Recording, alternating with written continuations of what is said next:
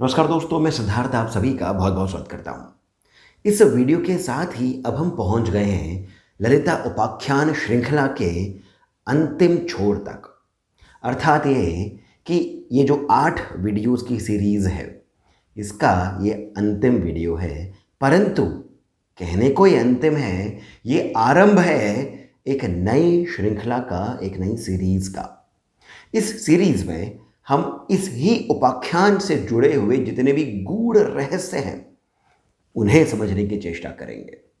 यानी कि जितने भी दैत्य, देवता, जितने भी सेनापति यानी असुर सेनापति या फिर शक्ति सेना की जितनी भी देवियां रही हैं, इनके साथ में जुड़े हुए जितने भी गूढ़ विषय हैं, रहस्यमयी बातें हैं, उन्हें हम एक एक करके समझने की चेष्टा करेंगे।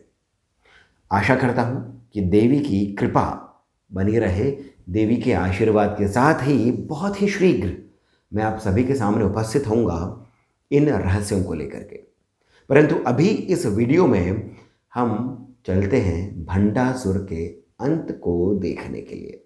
पिछले भाग तक हमने देखा था कि किस प्रकार देवी की विभिन्न शक्तियों ने, जो इन्हीं की शक्ति सेना की देवियां थी, उन्होंने भंडासुर के कितने ही महादैत्यों का विनाश कर दिया था।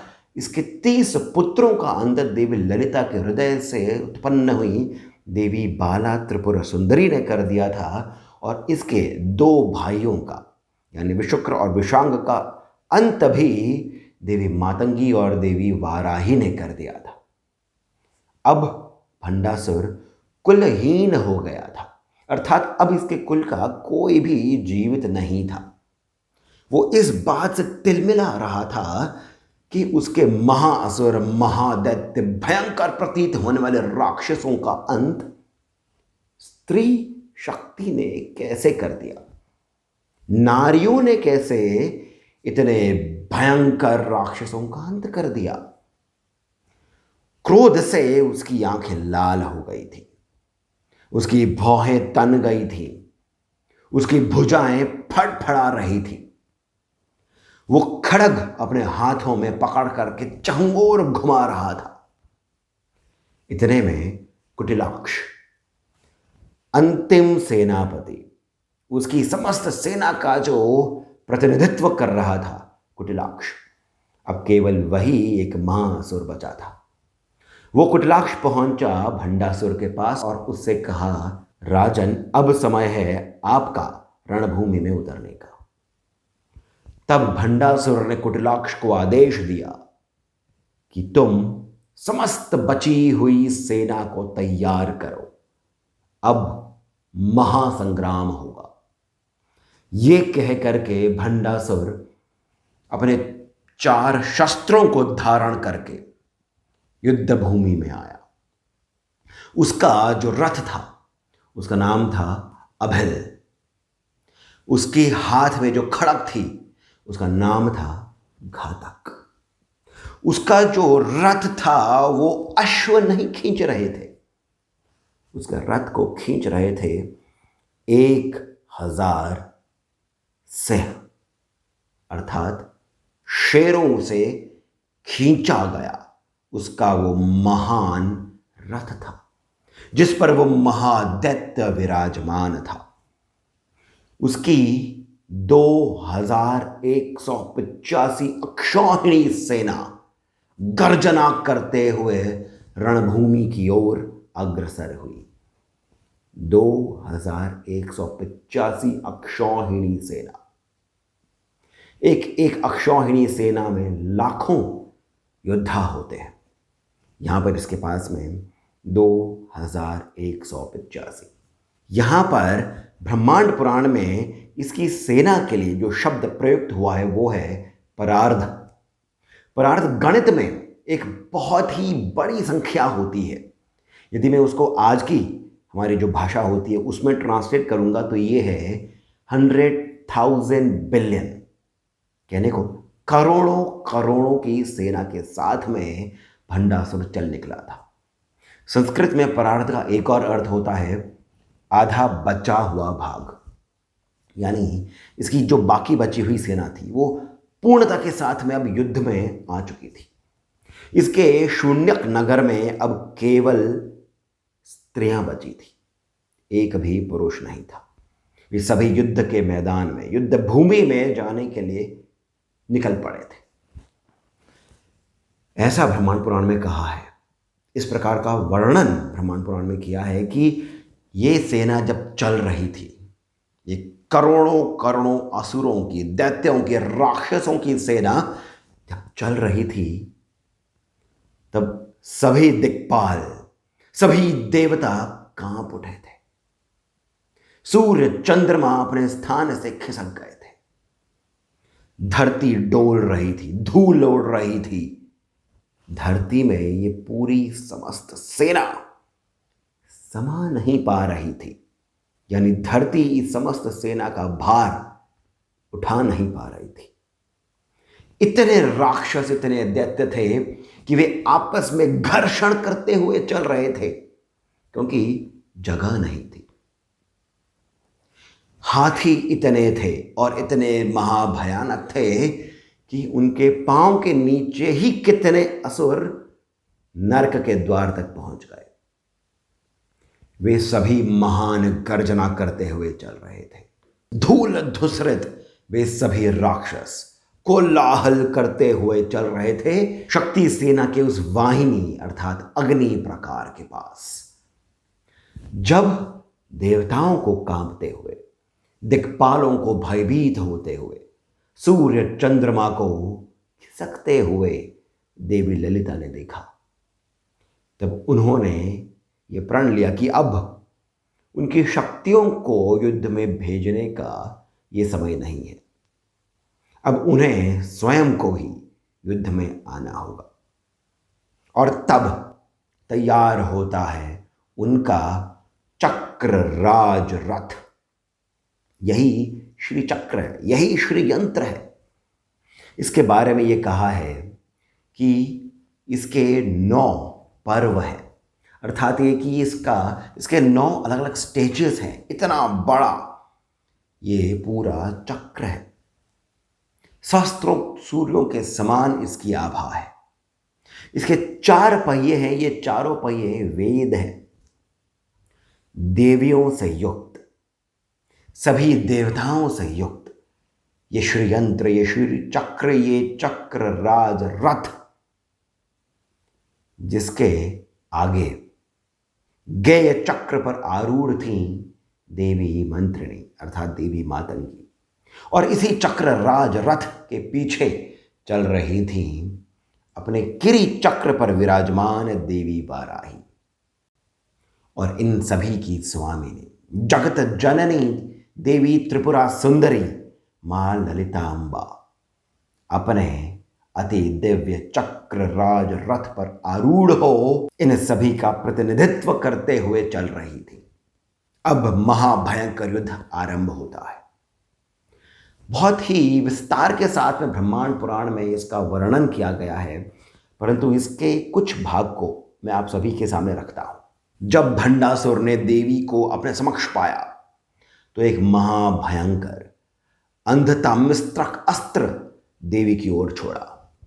देवी ने अपने प्रत्यास्त्र अर्थात वो अस्त्र जो आपकी ओर आते हुए अस्त्र का अंत करता है, प्रत्यास्त्र, क्या नाम था उसका? उस अस्त्र का नाम था महातरणी अस्त्र। वो छोड़ा इसके अस्त्र का अंत करने के लिए। फिर भंडासुर ने छोड़ा पाखंडास्त्र, जिसका अंत किया देवी ने गायत्री अस्त्र के साथ। एक एक शब्द, एक एक नाम अति महत्वपूर्ण है। देवी के द्वारा उपयोग किए गए बाणों का वर्णन करते हुए ब्रह्मांड पुराण में लिखा है कि देवी ने एक अति दिव्य धनुष को अपने एक हाथ में लिया, दूसरे हाथ में एक तीर को पकड़ा, तीर का संधान किया धनुष पर, फिर प्रत्यंचा को खींचा और फिर छोड़ दिया उस तीर को। जब वो तीर प्रत्यंचा से निकला तब वो केवल एक ही था, परंतु जब वो गगन यात्रा करने लगा तब वो 1 से 100 हो गया। यही 100 तीर जब दैत्यों की सेना के ऊपर मंडराने लगे तब ये 1000 हो गए। और जब ये तीर उन दैत्यों के अंगों पर जाकर के लगे तब ये करोड़ों हो गए। अर्थात ये कि एक एक तीर से देवी ने करोड़ों करोड़ों राक्षसों का, दैत्यों का, असुरों का अंत किया। फिर भंडासुर ने शुंभ, निशुंभ, धूम्राक्ष, मधु कैटभ ऐसे अति भयंकर राक्षसों का आवाहन किया, इन्हें उत्पन्न किया और शक्ति सेना की ओर भेज दिया। ये सब वही राक्षस हैं, वही दैत्य हैं जो दुर्गा सप्तशती में वर्णित है। तब देवी ललिता ने महान घनघोर अट्टाहस किया और फिर उत्पन्न हुई, प्रकट हुई अति दिव्य देवी दुर्गा। और देवी दुर्गा ने पुनः उस ही प्रकार मधु, कैटभ, शुंभ, निशुंभ, धूम्राक्ष आदि इन सभी दैत्यों का अंत किया जिस प्रकार दुर्गा सप्तशती में वर्णित है। फिर भंडासुर ने उत्पन्न करे हिरण्याक्ष, हिरण्यकश्यप, रावण इत्यादि अति भयंकर महाअसुर, महादैत्य। तब देवी ने अपने हाथों की उंगलियों से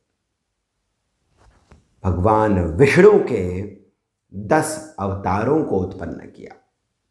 अर्थात एक एक राक्षस के लिए भगवान विष्णु के एक एक रूप का देवी ने प्रादुर्भाव किया, उसको उत्पन्न करा। नरसिंह, वराह, परशुराम, राम, कृष्ण, बलराम और भगवान कल्कि का भी वर्णन आता है इसी पुराण में।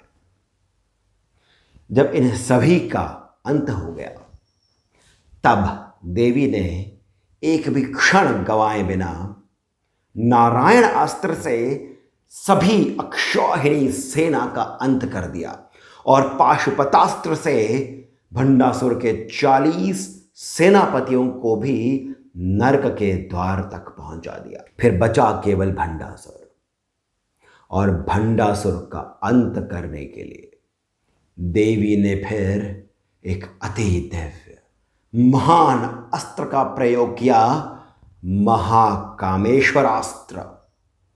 और उस महाकामेश्वरास्त्र से भंडासुर का वही उसी क्षण अंत हो गया। देवताओं में प्रसन्नता की लहर दौड़ गई।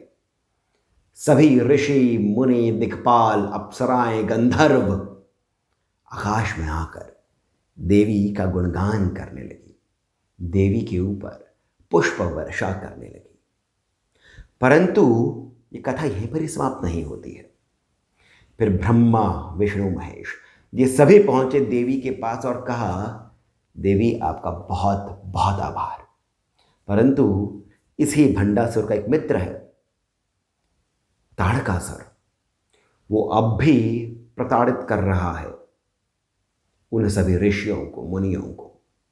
कृपया करके आप अपनी लीला के ही माध्यम से उस ताड़कासुर का भी अंत करें। तब देवी ने अपनी शक्ति से मनमथ को पुनर्जीवित किया और ये कहा कि आप फिर से भगवान शिव पर बाण का प्रयोग करें, उन्हें देवी पार्वती के प्रति आकर्षित करें और इस बार भगवान शिव आपको कुछ नहीं कहेंगे। और साथ ही साथ ये भी आशीर्वाद दिया कि अब आप कामदेव के नाम से जाने जाएंगे और ब्रह्मांड में सभी जीवों के भीतर अब आप वास करेंगे। दोस्तों, ये जो पूरी कथा है, ये जो पूरा उपाख्यान है, यहाँ पर हमें एक बात पर ध्यान देना आवश्यक है कि ये सभी जो घटनाएं हुई हैं, ये संपूर्ण कथा जो है, जितने भी असुर हैं, ये कोई बाहर के दैत्य नहीं है। ये पूरी कथा आध्यात्मिक रूप से हमारे ही भीतर चल रही है, चलती आ रही है। शिव, विष्णु, ब्रह्मा सभी दिक्पाल स्वयं देवी ललिता हमारे ही भीतर है। वो जो ब्रह्मांड के किसी छोर पर वो जो पराशक्ति विद्यमान है, हम वहाँ तक अपने शरीर के साथ तो नहीं पहुँच सकते हैं, परंतु ध्यान के माध्यम से, साधना के माध्यम से उस पराशक्ति के साथ में हम योग स्थापित कर सकते हैं। यही इस पूरे उपाख्यान का सार है। इसी को हम एक एक करके इसके सभी गूढ़ रहस्यों को जानने की चेष्टा करेंगे अगले श्रृंखला में। तब तक के लिए मैं आप सभी से आग्रह करता हूं कि यदि आपको ये वीडियो, ये संपूर्ण श्रृंखला अच्छी लगी हो, सुंदर लगी हो, तो कृपया करके इस वीडियो को लाइक अवश्य करें। इस चैनल को आप सब्सक्राइब करना नहीं भूलें। कमेंट सेक्शन में तो मुझे बताएं ही कि आपको ये श्रृंखला, ये वीडियो कैसा लगा। साथ ही साथ कमेंट सेक्शन में जो पहला कमेंट पिन है वहाँ से पेटीएम, जीपे इत्यादि के माध्यम से जितना अधिक हो सके आप हमें उतना श्री सहयोग भी प्रदान करें, बहुत प्रोत्साहन मिलता है। इसके साथ मैं सिद्धार्थ अब आप सभी से जाने की अनुमति लेता हूँ। हर हर महादेव।